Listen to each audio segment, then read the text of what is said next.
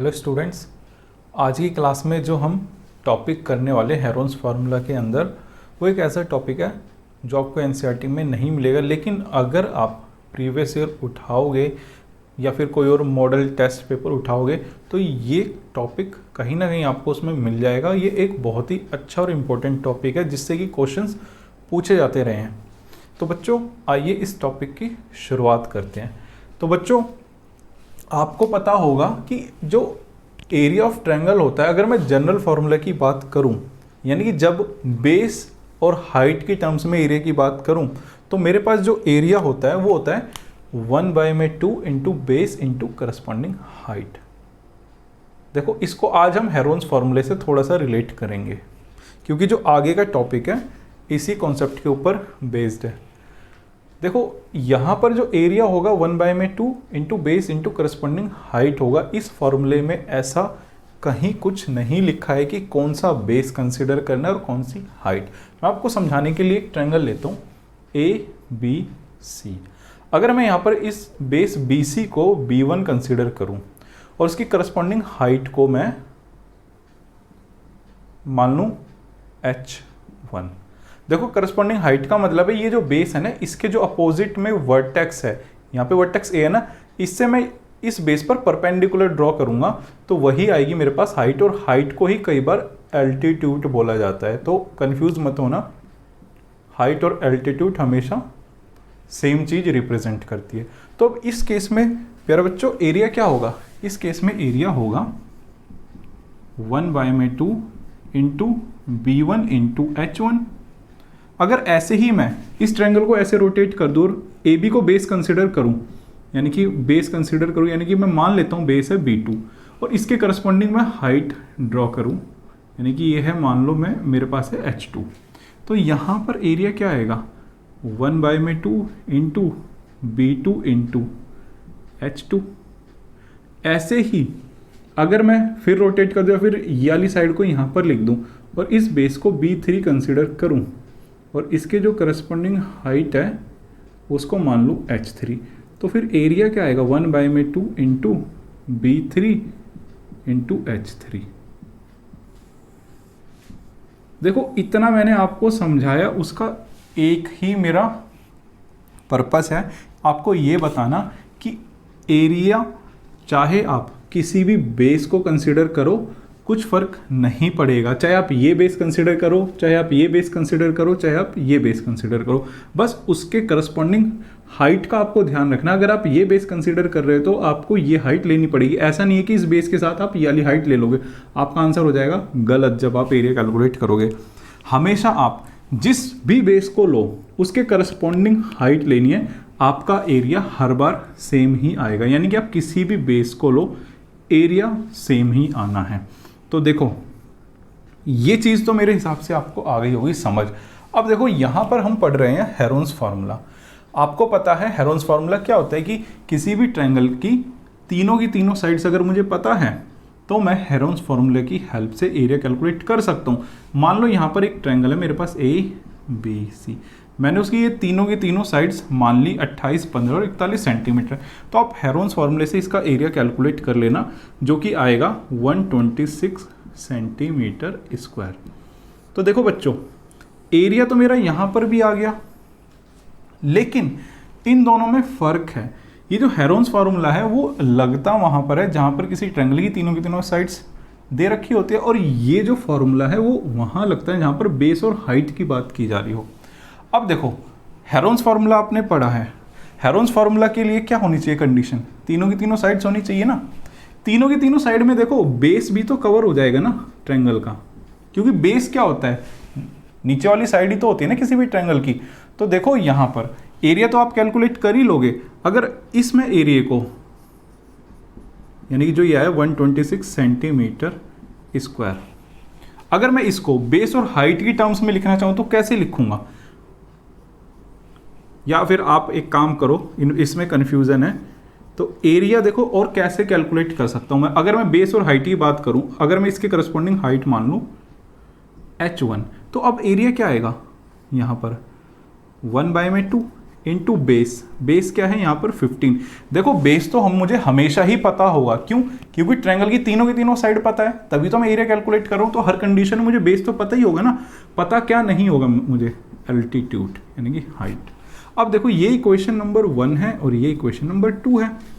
दोनों का LHS equal है तो RHS भी तो इक्वल होगा, यानी कि ये जो एरिया मैंने हेरोन्स फार्मूला से कैलकुलेट किया है ये हमेशा 1/2 into base into corresponding height के इक्वल होगा।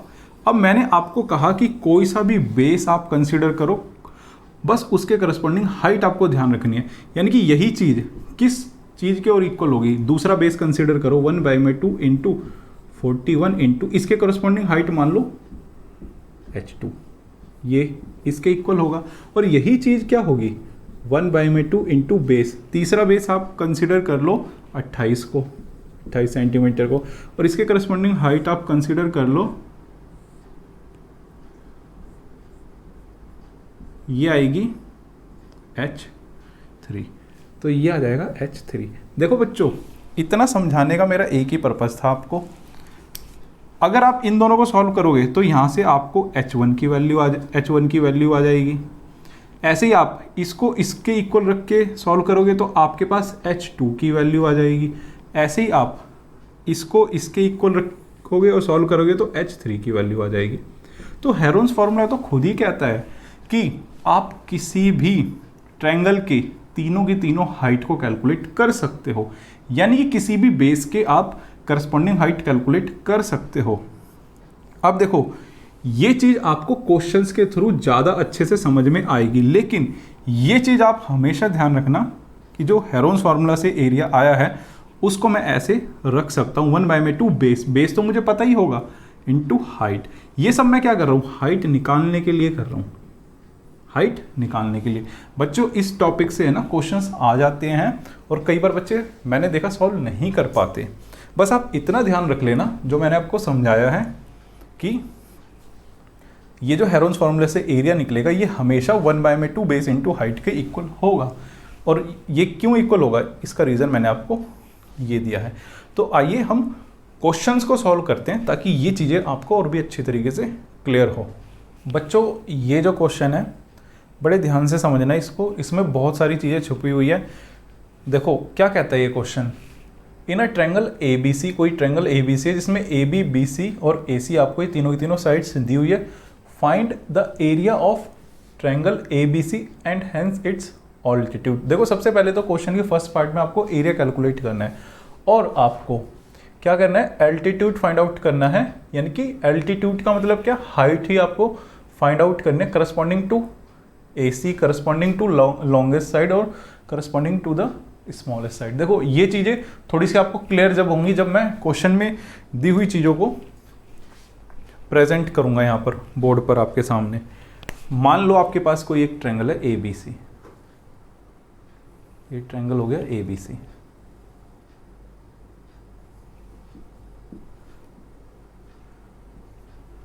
AB आपके पास है 15 सेंटीमीटर, BC है 13 सेंटीमीटर, AC है 14 सेंटीमीटर। देखो एरिया तो आप कैलकुलेट कर ही लोगे हेरोन्स फार्मूला की हेल्प से। अब नेक्स्ट जो चीज़ें पूछे देखो वो मैं आपको समझाना चाहता हूँ। एल्टीट्यूड पूछा है करस्पॉन्डिंग टू AC। AC है जो ये क्या है? साइड है। इसके करस्पॉन्डिंग एल्टीट्यूड क्या होगा? यानी कि B से इसके ऊपर परपेंडिकुलर। ऐसे ही मान लो ये H1 है, सपोज करो। ऐसे ही corresponding to the longest side, longest side क्या है? 15 के करस्पॉन्डिंग एल्टीट्यूड क्या होगा? पॉइंट C से इसके ऊपर परपेंडिकुलर, यानी कुछ इस तरीके से। ऐसे ही corresponding to the smallest side, मान लो ये इसके करस्पॉन्डिंग एल्टीट्यूड या फिर हाइट है H2। ऐसे ही corresponding to the smallest side क्या होगा? स्मॉलेस्ट साइड क्या है? 13 के करस्पॉन्डिंग एल्टीट्यूड क्या होगा? अपोजिट वर्टेक्स से इसके ऊपर परपेंडिकुलर ड्रॉ करना, वो मैं मान लेता हूँ H3 है।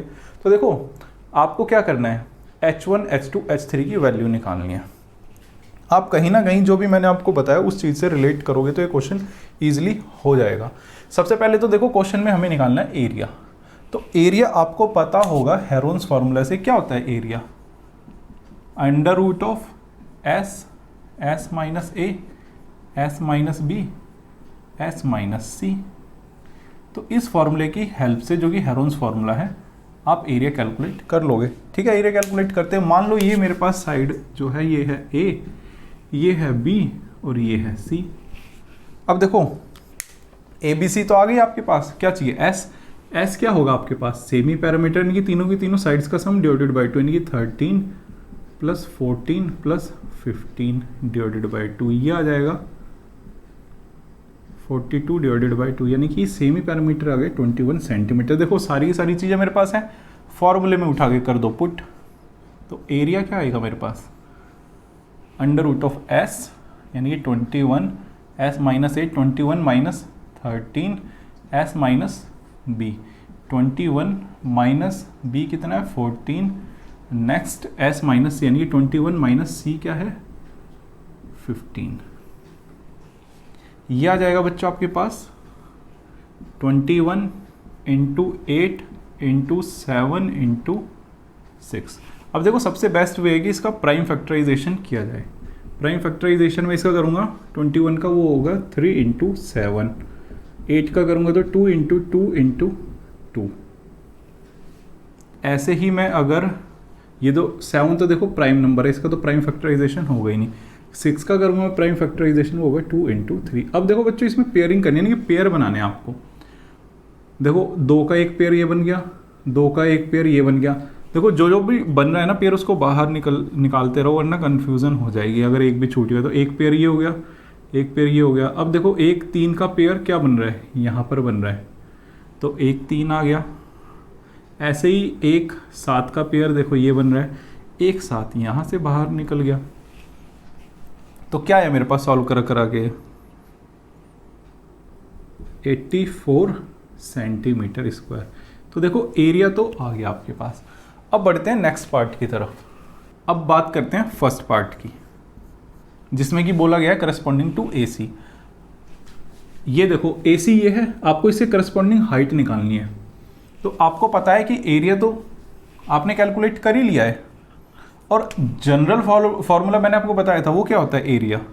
यहाँ पे देखो एरिया आपके पास क्या आया 84 सेंटीमीटर स्क्वायर, और जो जनरल फॉर्मूला होता है एरिया का वो क्या होता है 1/2 बेस। आपको बेस कौन सा कंसिडर करना है AC। AC तो आपके पास है ही ना, ये आपके पास आ जाएगा 14 इंटू हाइट ही तो आपको निकालनी है ना, ये आ गया H1।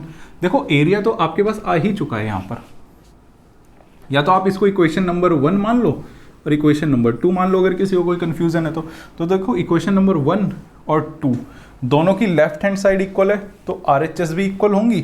तो 1 और 2 से क्या आ जाएगा मेरे पास 84 सेंटीमीटर स्क्वायर। ये किसके इक्वल होगा, एक काम करो सेंटीमीटर स्क्वायर भी मत लिखो, 84 क्या होगा 1/2 इंटू 14 इंटू H1, ये इसके इक्वल होगा। अब देखो इस 2 से ये क्रॉस कर दो, ये आ गया 7, तो H1 की क्या वैल्यू आ गई 84 डिवाइडेड बाय 7, ये आ गया 12 सेंटीमीटर। तो मेरे पास देखो H1 की जो वैल्यू आ गई वो आ गई 12 सेंटीमीटर। कितना इजी पार्ट था। अब देखो नेक्स्ट, देखो मैंने आपको कहा कि एरिया आप किसी भी बेस को कंसिडर कर कर निकाल सकते हो। तो अब एक काम करो, बेस को चेंज कर दो, बेस को 14 की जगह वो लो जो आपको बोला गया है। क्या बोला गया है लॉन्गेस्ट साइड, लॉन्गेस्ट साइड क्या है 15 सेंटीमीटर। तो आपको पता है अगर आप जब सेकंड सॉल्व करोगे तो एरिया उस केस में क्या आएगा आपके पास 1/2। बेस आपको क्या बोला है सबसे लार्जेस्ट यानी कि 15, और हाइट ही तो आपको निकालनी है ना, वो आपने मानी है H2।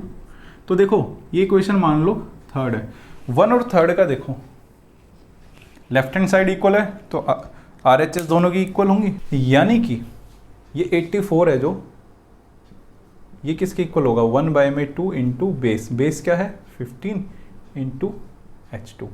अब देखो अगर मैं इसको आगे सॉल्व करता हूँ तो 2 इस तरफ चला जाएगा, तो H2 की जो वैल्यू आएगी वो आएगी 84 इंटू 2 डिवाइडेड बाई 15। ये क्या आएगा, इसको 3 से कैंसिल करो, ये आएगा 5। ये बच्चों आ जाएगा 56 डिवाइडेड बाई में 5। इसको अगर मैं आगे सॉल्व करूँगा तो ये आएगा 11.2 2 सेंटीमीटर। ऐसे ही मैं तीसरी हाइट भी कैलकुलेट कर सकता हूँ। वो क्या आएगी, देखो क्वेश्चन के अब हम थर्ड पार्ट की तरफ बढ़ते हैं। वो क्या कहता है कि आपको हाइट निकालनी है करस्पॉन्डिंग, हाइट का मतलब एल्टीट्यूड, एल्टीट्यूड निकालना है आपको corresponding to the smallest side. Smallest side को अगर मैं कंसिडर करूं तो एरिया क्या आएगा 1/2, बेस क्या है, क्या है यहाँ पे स्मॉलेस्ट साइड तो क्या है 13 है ना, इंटू हाइट क्या होगी इसके करस्पॉन्डिंग, मैंने मानी है h3। तो अब देखो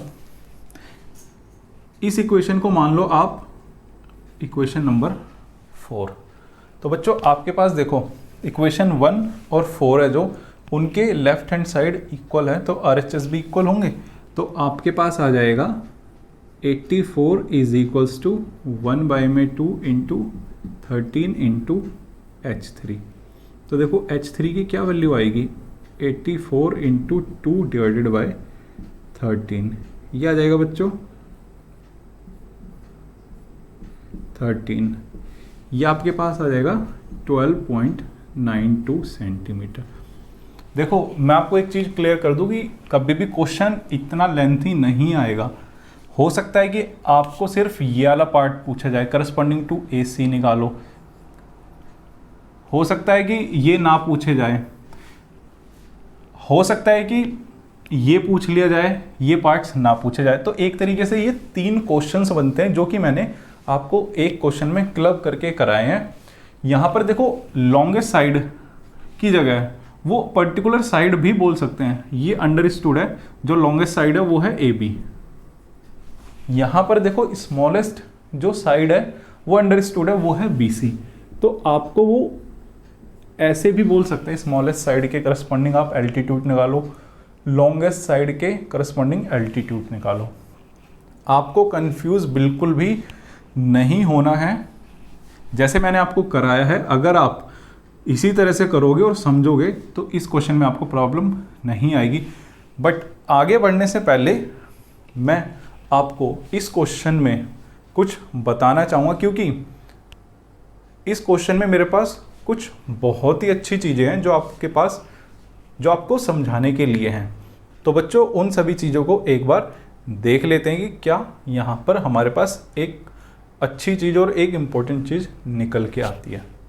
बच्चों इस क्वेश्चन में हमारे पास एक बहुत ही इम्पोर्टेंट चीज़ निकल कर आई। देखो बड़े ध्यान से समझना, हम एक बेस और उसकी करस्पॉन्डिंग हाइट की बात करते हैं। फिलहाल जो साइड BC थी जो कि 13 सेंटीमीटर थी, उसके करस्पॉन्डिंग हाइट क्या आई 12.92 सेंटीमीटर।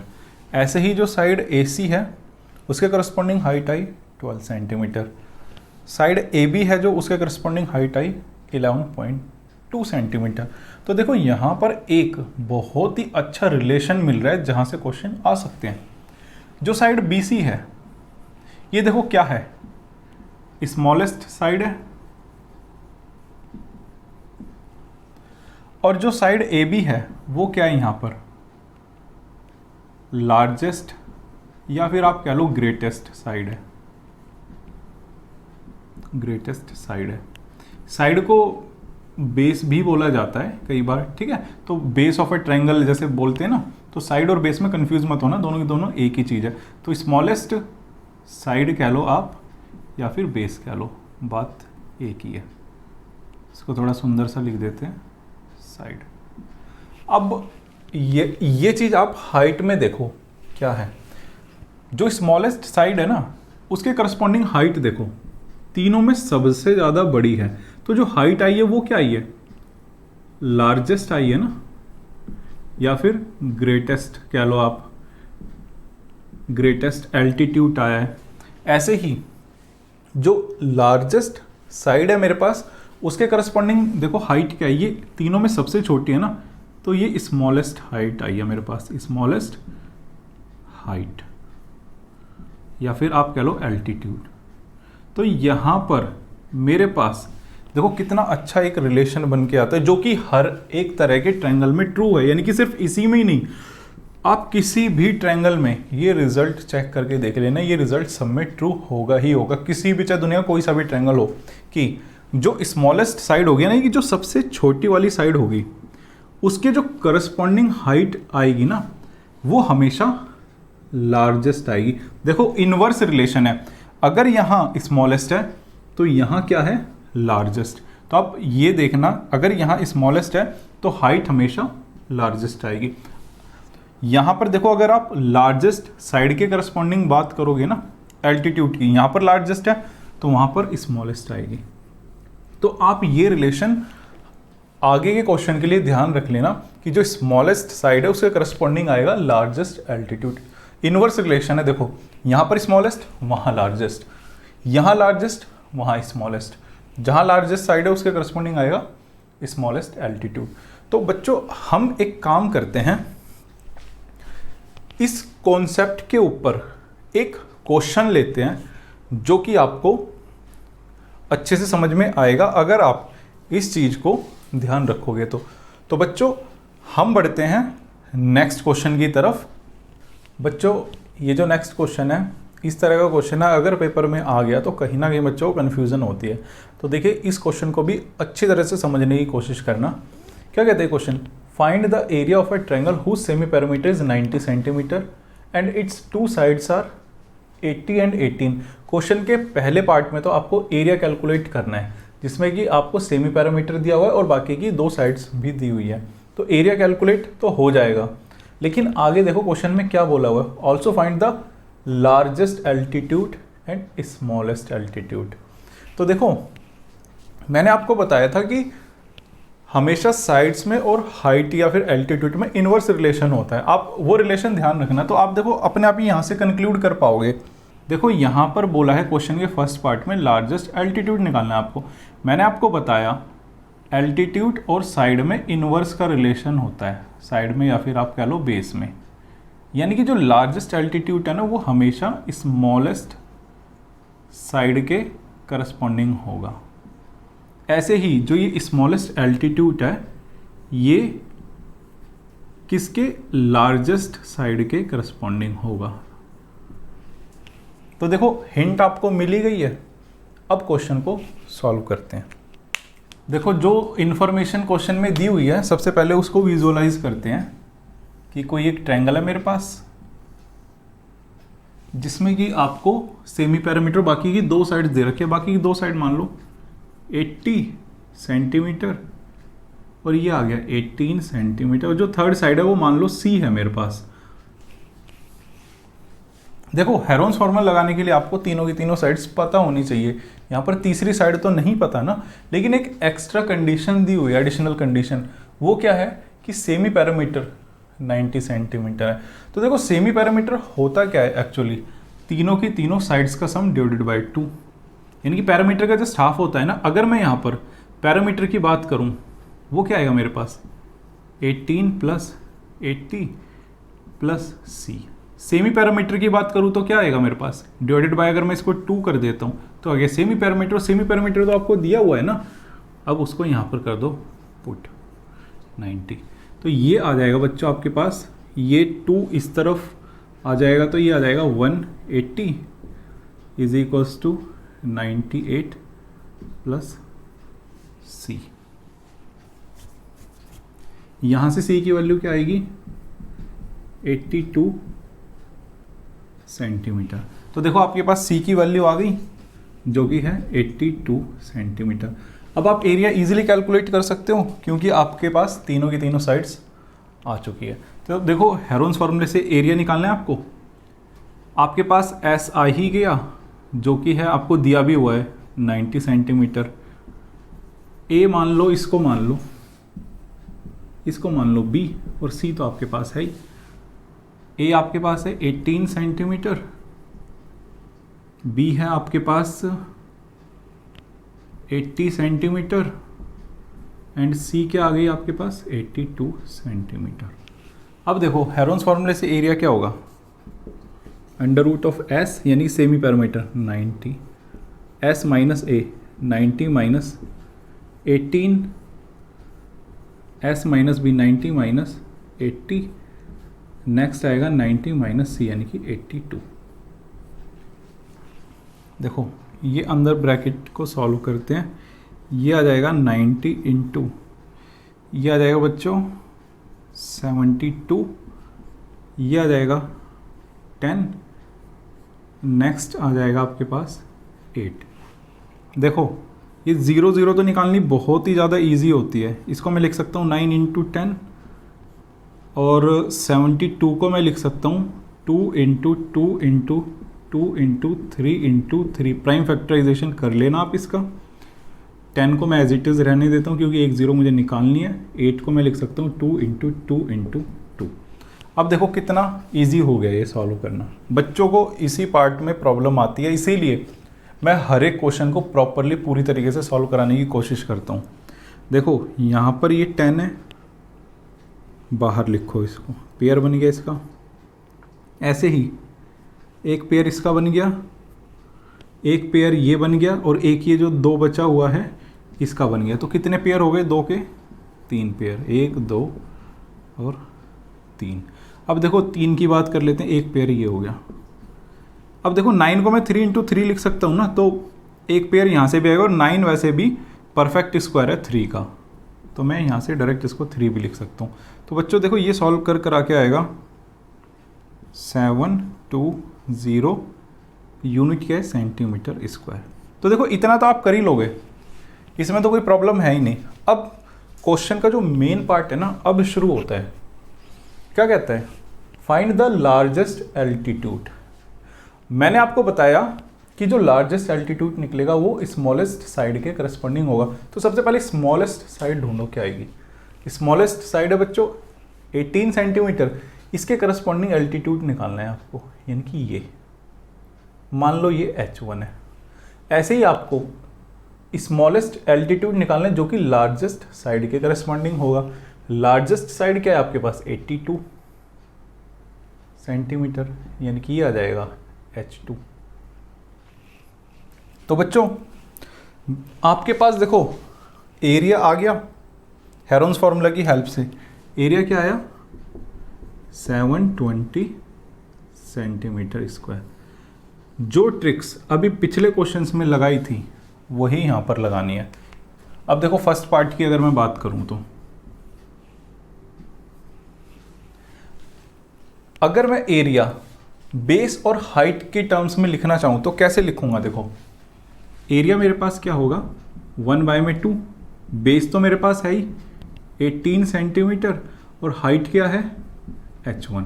तो यहाँ पे देखो ये क्वेश्चन नंबर मान लो 1 है और ये क्वेश्चन नंबर 2 है। 1 और 2 में देखो LHS इक्वल है तो RHS भी इक्वल होगा, यानी कि 720 इक्वल होगा 1/2 × 18 × H2। ये आ जाएगा 9, यानी कि H2 की जो वैल्यू आ जाएगी 720 डिवाइडेड बाई 9, ये आ जाएगा बच्चों 80 सेंटीमीटर।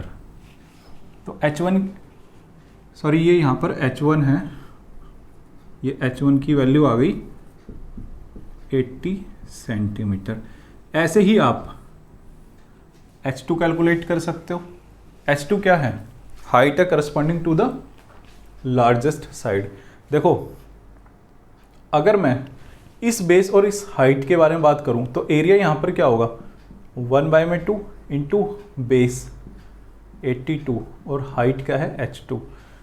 ये मान लो इक्वेशन नंबर 3 है। 3 और इक्वेशन नंबर 1 है। ये यहाँ पर देखो यहाँ पे इनका लेफ्ट हैंड साइड इक्वल है तो RHS भी इक्वल होगा, यानी कि 720 इज इक्वल्स टू ये आ जाएगा 1/2 इंटू 82 इंटू H2। अब देखो इस 2 से इसको कैंसिल करो, ये आ जाएगा 41। तो H2 की वैल्यू आ गई 720 डिवाइडेड बाय 41 सेंटीमीटर। देखो कितना इजी क्वेश्चन था। आप एक काम करो, यहाँ पर 1 और 2 इन्वॉल्व है, आपको आप है ना इसको पार्ट ए और इसको पार्ट बी कर लो ताकि 1 और 2 की रिपीटेशन ना रहे। तो यहाँ पर इसको ए कर लीजिए और इसको कर लीजिए पार्ट बी ताकि रिपीटेशन ना हो नंबर की। तो देखो कितना इजी क्वेश्चन था ये। आपके पास H1 की भी वैल्यू आ गई और H2 की भी वैल्यू। तो बच्चों ये क्वेश्चन ऐसे हैं, ये देखना आपको कहीं पर भी NCERT में नहीं दिए हुए, लेकिन अगर पेपर में आ गए तो कहीं ना कहीं कन्फ्यूज़न होती है, बच्चे इस तरह के क्वेश्चंस को सॉल्व नहीं कर पाते, उन्हें पता ही नहीं लग पाता कि लार्जेस्ट एल्टीट्यूड कैसे निकालना है और स्मॉलेस्ट एल्टीट्यूड कैसे निकालना है। आप हमेशा देखना उनमें एल्टीट्यूड और साइड में इनवर्स रिलेशन होता है, उल्टा। अगर यहाँ लार्जेस्ट पूछा है तो वो करस्पॉन्डिंग टू स्मॉलेस्ट साइड ही होगा।